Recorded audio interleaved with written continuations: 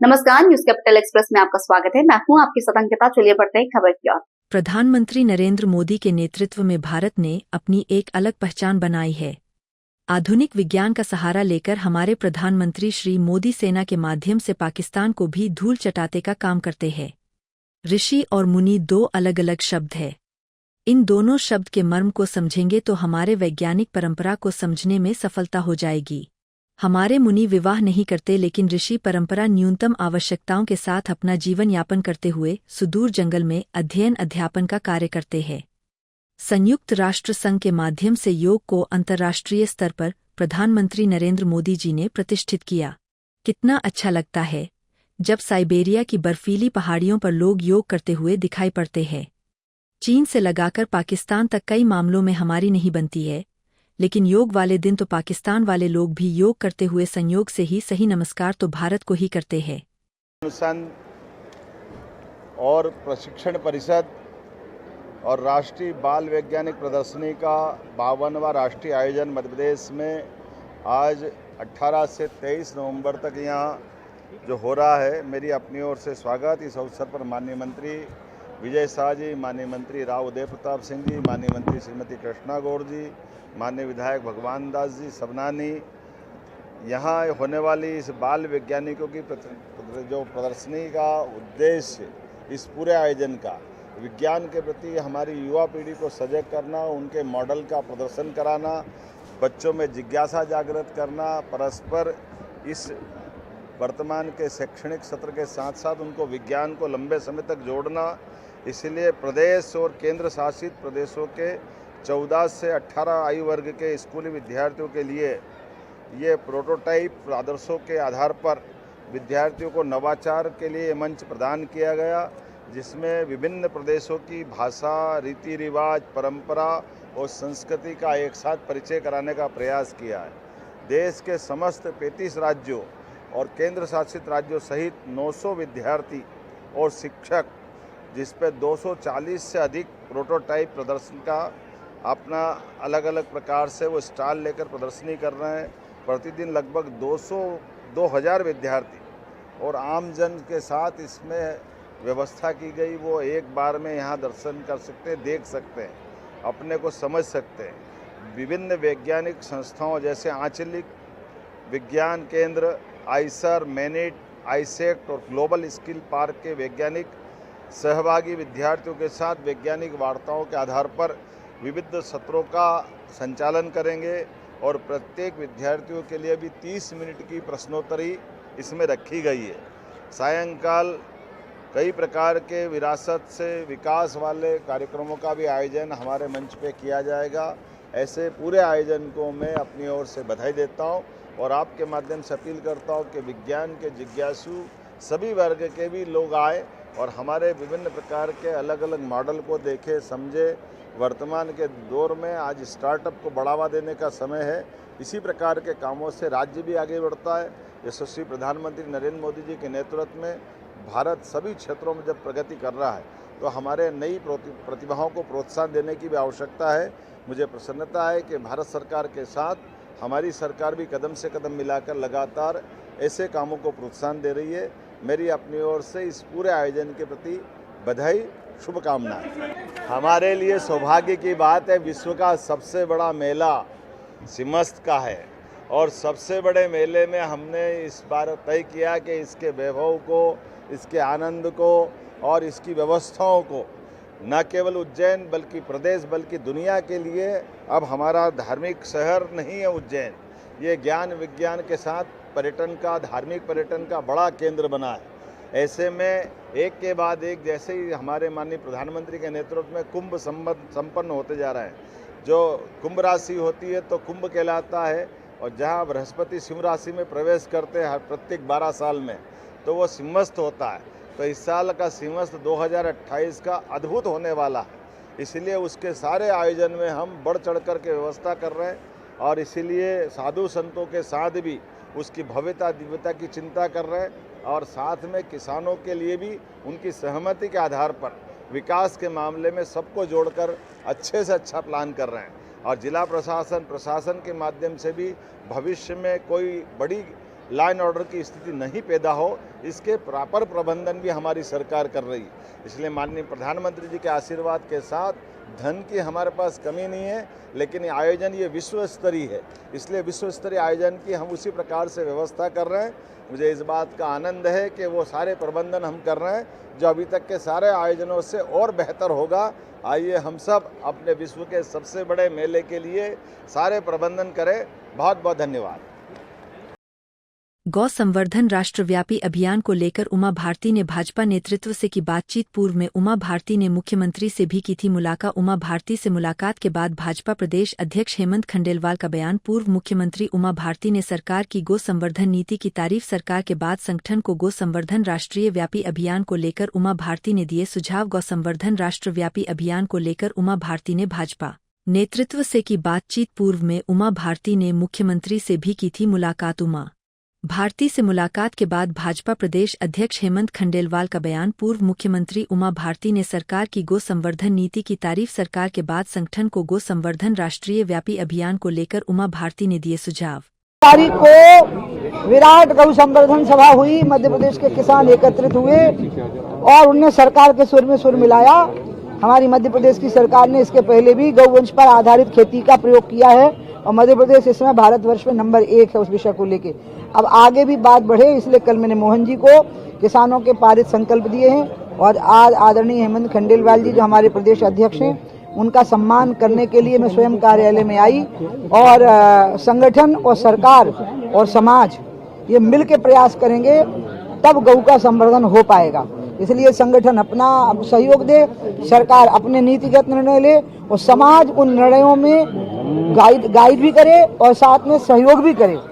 एक समन्वय बनाने के लिए ही आज मैं अपने भाई और अपने प्रदेश के अध्यक्ष आदरणीय हेमंत खंडेलवाल जी को मिलने के लिए आई और उनको मैंने वो मांगें दी हैं जो किसानों ने पारित की थी और वो सब पे सहमत ही नहीं बल्कि वो अनुपालन कर रहे हैं, अपने जिलों में भी उनका प्रयोग हो रहा है।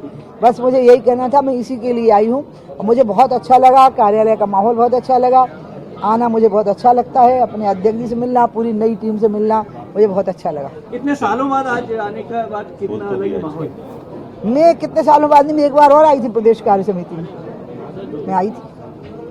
क्या क्या मांगे रखी हैं? अरे बता देंगे हम आपको। आइए, धन्यवाद। और कोई बात आप कहिए बता दीजिए कि हम ऑलरेडी कर रहे हैं, हम ऑलरेडी कर रहे हैं। हमारी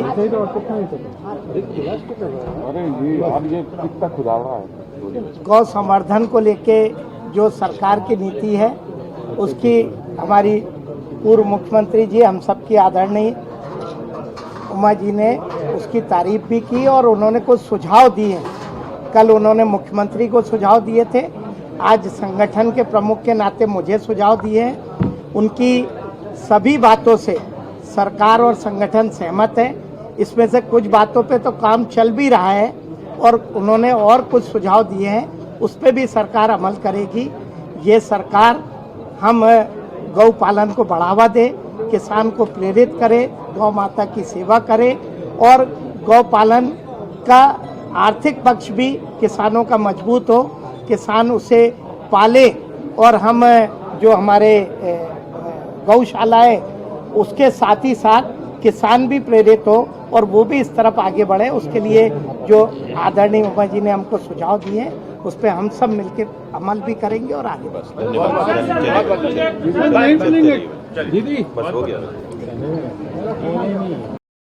लैंड पुलिंग एक्ट को लेकर कांग्रेस की भोपाल में प्रेस कॉन्फ्रेंस। विधायक महेश परमार ने प्रेस कॉन्फ्रेंस कर लैंड पुलिंग को लेकर रखी अपनी बात। कांग्रेस ने कहा किसानों की ऐतिहासिक जीत है, सरकार को किसानों के सामने झुकना पड़ा, लैंड पुलिंग एक्ट वापस लेना पड़ा। सरकार से सवाल है, क्या सिर्फ उज्जैन में लैंड पुलिंग एक्ट वापस हुआ है या पूरे प्रदेश में? सरकार ये स्पष्ट करे। कांग्रेस किसानों के साथ सड़क से लेकर सदन तक खड़ी रही। उज्जैन के किसानों की जीत हुई। लैंड पुलिंग एक्ट ये काला कानून था। पूरे उज्जैन में तो संघर्ष करके वहाँ के किसान भाइयों ने सफलता पाई है, लेकिन क्या मध्य प्रदेश के बाकी जिलों के किसान, वो जबलपुर हो, ग्वालियर हो, सागर हो, इंदौर हो, भोपाल हो या पूरे मध्य प्रदेश के, क्या उन किसान भाइयों को न्याय मिलेगा जैसा उज्जैन में आपने लैंड पुलिंग एक्ट वापस लिया? वास्तव में ये लैंड पुलिंग एक्ट जिस तरह से 3 काले कानून सरकार ने देश में वापस लिए, ऐसा ही ये काला कानून था। क्या आदरणीय मोहन यादव जी, भारतीय जनता पार्टी की सरकार, जो मनमोहन जी की सरकार, हमारे राहुल गांधी जी, जो 4 गुना मुआवजा, जो आप बाकी जमीन लेंगे किसानों को 4 गुना मुआवजा देंगे, ये मैं आपसे पूछना चाहता हूं आदरणीय मुख्यमंत्री जी, आप स्पष्ट करें कि लैंड पूलिंग एक्ट 2024-25 में आप विधानसभा में लेकर आए, कैसे आप सिर्फ उज्जैन या पूरे मध्य प्रदेश में, अभी उज्जैन की स्थिति भी स्पष्ट करें। आपने कहा किसानों की सहमति से, पहले भी, तो पूरी चीजें आप स्पष्ट करें। मेरे साथी आदरणीय मुकेश भाटी जी, यह भी हमारे शहर कांग्रेस के अध्यक्ष हैं। किसानों के संघर्ष का, किसानों की मेहनत का फल है ऐतिहासिक जीत। किसान भाई और कांग्रेस पार्टी उनके साथ मिलकर सजगता के साथ जनता और किसानों की एकता की लड़ाई की जीत है। आपने देखा सदन में जब ये बिल पास हो रहा था तो भारतीय जनता पार्टी के साथी विधायक, उनके दल के, या कांग्रेस तो पूरी तरह इस बिल के विरोध में, हम सब ने संघर्ष किया और आपने देखा किस तरह से वहाँ के किसान भाई संघर्ष कर रहे हैं, लड़ाई लड़ रहे हैं। तो ये डर के कारण, ये भय के कारण अपनी सरकार की साख नहीं गिरे, इसलिए ये बिल वापस लिया। अगर लेना था बिल उसी दिन, तो जब विधानसभा में सब पुरजोर विरोध हो रहा था, उज्जैन जिले के किसान सड़क से लेकर सदन तक जल सत्याग्रह कर रहे थे, बाबा महाकाल के दर्शन करने जाना चाह रहे थे, हर मोर्चे पर लड़ाई लड़ रहे थे और कांग्रेस पार्टी उनके साथ खड़ी थी। उस समय आप लोगों ने भी बिल वापस क्यों नहीं लिया? अभी शीतकालीन सत्र में हम विधानसभा में सभी कांग्रेस पक्ष की ओर से हमारे नेता उमंग सिंगार जी के नेतृत्व में सरकार से मांग करेंगे कि ये काला कानून, ये बिल लैंड पूलिंग एक्ट वापस ले। जब सच्चा न्याय किसानों के साथ होगा, सिर्फ उज्जैन सिंहस्थ क्षेत्र में आपको डर है, पूरे मध्य प्रदेश के किसानों को न्याय मिले, उनके साथ विश्वासघात हुआ है, तो सबको न्याय मिले, अन्याय बंद हो किसानों के साथ। हाँ, प्रदेश व्यापी है ना, उसमें और की बात यह है कि लैंड पूलिंग का मामला आया और लैंड पूलिंग मध्य प्रदेश में तो एक अलग दृश्य है, लेकिन उज्जैन नगरी में, महाकाल की नगरी में एक अलग दृश्य था। चूंकि माननीय मुख्यमंत्री जी वहीं से आते हैं, मोहन यादव, जब ये लैंड पूलिंग की घोषणा हुई तो संगठन के माध्यम से एक रचना रची गई और कहा गया कि इसका किसानों के हित में लड़ाई लड़ी जाएगी। आदरणीय विधायक महेश परमार जी के साथ शहर अध्यक्ष आदरणीय मुकेश भाटी जी, और जो इस मंच पर आज नहीं है, इस श्रेय की आवश्यकता नहीं है, लेकिन इसमें कई हजारों किसान और कांग्रेस पार्टी के कई हजारों वहां के पार्टी के हमारे कार्यकर्ता लगातार उन गांवों तक गए, प्रभात फेरियां निकाली, लोगों को जागृत करने का काम किया और खासकर इसमें धन्यवाद उन किसानों का है जिनके साथ अन्याय हो रहा है। मैं धन्यवाद करता हूं महेश परमार जी का, और इस बात को उन्होंने उठाया कि अगर किसान के हित की मोहन की सरकार है तो ये लैंड पूलिंग वापस क्यों लिया गया, अगर लिया है तो आगे उज्जैन शहर के लिए और मध्य प्रदेश के किसानों के लिए क्या प्लानिंग है। हमेशा केंद्र की सरकार हो या मध्य प्रदेश की राज्य की सरकार हो, जब जब किसान और नौजवान जागता है, सरकार बैकफुट पर खड़ी होती है। उसका जीता जाता उदाहरण लैंड पूलिंग आई, और आज महेश परमार जी और कांग्रेस पार्टी और मुकेश भाटी जी और तमाम कांग्रेस के कार्यकर्ता और किसानों ने जो आंदोलन किया, ये उनकी जीत है, उनके अधिकारों की जीत है। और मैं खासकर इसमें जीतू पटवारी जी का धन्यवाद करूंगा कि हमारे प्रदेश अध्यक्ष आदरणीय जीतू पटवारी जी ने किसानों की समस्या की बात आई तो जिला कांग्रेस के माध्यम से, ये अकेले माननीय पत्रकार बंधुओं, ये अकेला कोई एक नहीं, महेश परमार और मुकेश भाटी और पूरे कांग्रेस के नेतृत्व में, जीतू पटवारी जी और हरीश चौधरी जी के नेतृत्व में, मुख्यमंत्री के नाम के नीचे 20,000 किसान इन्होंने इकट्ठा करे। उस दिन से मध्य प्रदेश की सरकार हिल गई थी। इसके गवाह पूरे प्रदेश के पत्रकार बंधु हुए, जिसके आपके कारण ये खबर समाचार पत्रों में रोकने के बाद भी नहीं रुकी, और उसका श्रेय आज किसानों की जीत हुई। और मैं पुनः किसान नेता आदरणीय धर्मेंद्र जी का, प्रवक्ता आदरणीय राहुल राज जी का, हमारे नेता, हमारे संगठन के इंचार्ज आदरणीय सुखदेव पांसे जी का, और महेश परमार जी और मुकेश भाटी जी का किसानों की ओर से और संगठन की ओर से पुनः बहुत धन्यवाद। और क्या साथियों, लगभग सारी बात जय जवान जय किसान।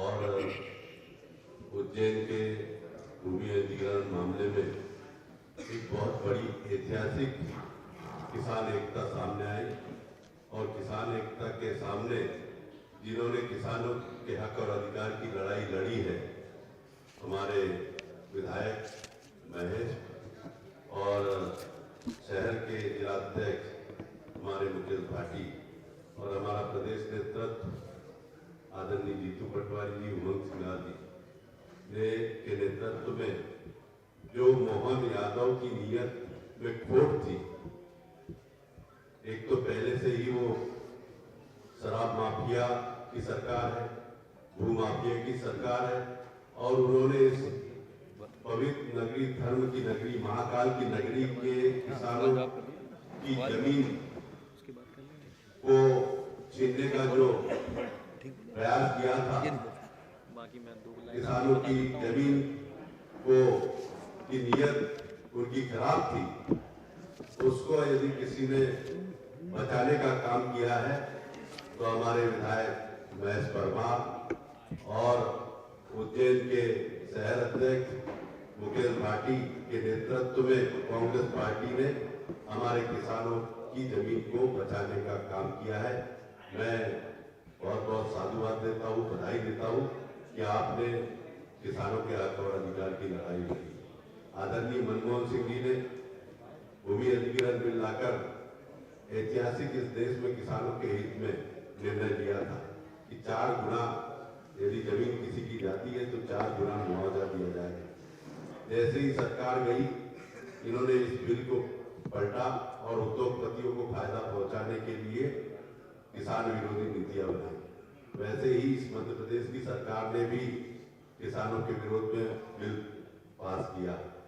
तो मैं इस अवसर पर इतना ही कहना चाहता हूँ कि कांग्रेस पार्टी हमेशा किसानों के साथ रही है, चाहे वो मनमोहन सिंह जी की सरकार में पूरे देश में 72,000 करोड़ रुपए का कर्जा माफ करने का ऐतिहासिक निर्णय किसी ने लिया था तो आदरणीय मनमोहन सिंह जी ने लिया था।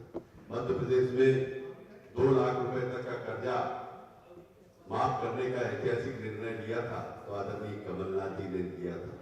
उसमें से 50,000 1 लाख तक चालू खाते वालों का कर्जा माफ हुआ और 2 लाख तक डिफाल्टर खाते वालों का कर्जा माफ हुआ। तो हमेशा कांग्रेस किसानों के साथ रही है और मैं पुनः महेश परमार और मुकेश भाटी और पूरी कांग्रेस पार्टी और हमारे प्रभारी सुमित शर्मा से लेकर किसान कांग्रेस के अध्यक्ष से लेके सबको बहुत बहुत बधाई देता हूँ कि आपने किसानों को विजय श्री दिलवाने का काम किया। बहुत बहुत धन्यवाद। मैं भारतीय किसान संघ के प्रदेश अध्यक्ष ने अभी तक बयान दिया है और मुख्यमंत्री जी का आधिकारिक कोई बयान या ऐसा ट्वीट नहीं आया है जिसमें ये लिखा हो कि पूरे मध्य प्रदेश के लिए टीएनसीपी का वो एक्ट जो विधानसभा में विधिवत पारित किया गया था वो वापस लिया जाएगा। सवाल नंबर 2 कि क्या मोहन यादव जी शिवराज सिंह जी के उस पाप को धोएंगे जो उन्होंने 2 गुना मुआवजा का प्रावधान किया है कि शिवराज सिंह जी के उस पाप को धोते हुए मोहन यादव जी 4 गुना मुआवजा का प्रावधान करेंगे तो मध्य प्रदेश का किसान उन्हें धन्यवाद दे। सवाल नंबर 3, जिसने 27 रुपए में अपना सोयाबीन बेचा था, क्या भावांतर में उसके साथ न्याय हुआ? सवाल नंबर 4 कि जब सरकार ने हाथ खड़े कर दिए हैं कि गेहूं और धान नहीं खरीद रहे हैं तो धान का पंजीयन कब चालू होगा मोहन यादव जी? क्योंकि गेहूं की बोनी चल रही है और धान कट के खेतों में गिरी है। कहीं ऐसा ना हो कि एक बार फिर से बारिश हो जाए और किसी किसान को अतिवृष्टि के चलते आत्महत्या करनी पड़े, जिस प्रकार आपके अपने जिले में किसानों ने आत्महत्या करी है। इन सवालों के साथ लैंड पूलिंग एक्ट में जिस प्रकार से आदरणीय जीतू पटवारी जी के निर्देश अनुसार हमारे उज्जैन तराना के विधायक महेश परमार जी ने, किसान कांग्रेस के अध्यक्ष आदरणीय धर्मेंद्र सिंह चौहान जी ने, मुकेश भाटी जी ने और कांग्रेस की समस्त टीम ने और उन किसानों ने जिन्होंने दिन रात एक करके घर घर जाके आंदोलन किया, वो सभी बधाई के पात्र हैं। लेकिन धन्यवाद तो मोहन यादव जी आपको तभी होगा जब कांग्रेस के सवालों का आप जवाब देंगे। बहुत बहुत धन्यवाद आप सभी पत्रकारों का। आपके जो सवाल हो आप आदरणीय विधायक से कर सकते हैं। विजुअल बना दे।